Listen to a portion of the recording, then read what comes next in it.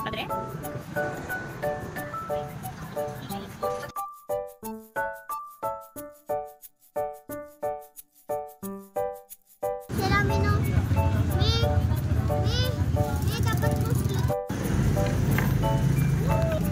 Masarap.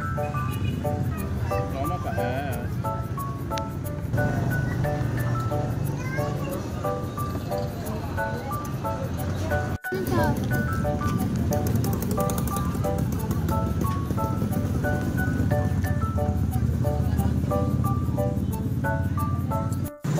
Simot yarn.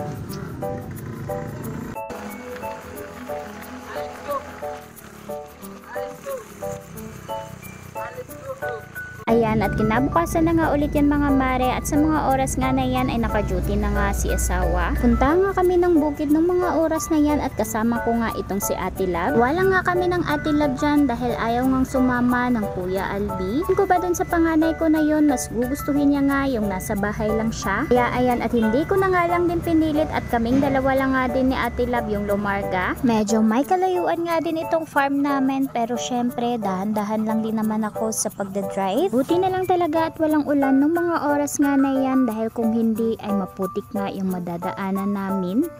Guys, dito kami sa bukid. Ayan, daming manok, kaya ayan, ihaw tayo ng manok.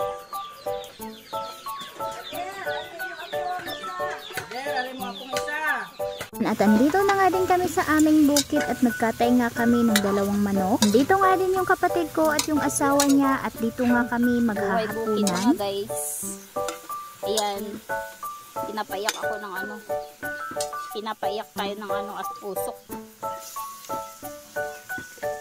Yung usok yung nagpapaiyak sa akin. Ayan, magluluto tayo ngayon ng adobong manok, native na manok sa gata. At habang pinapalambot ko pa nga yung mga karne ng manok dyan, ay kumain na nga muna ako dito ng nilagang saging. Saging mga guys. Yan, at malapit-lapit na nga ding maluto itong niluluto ko na native na manok na adobo sa gata.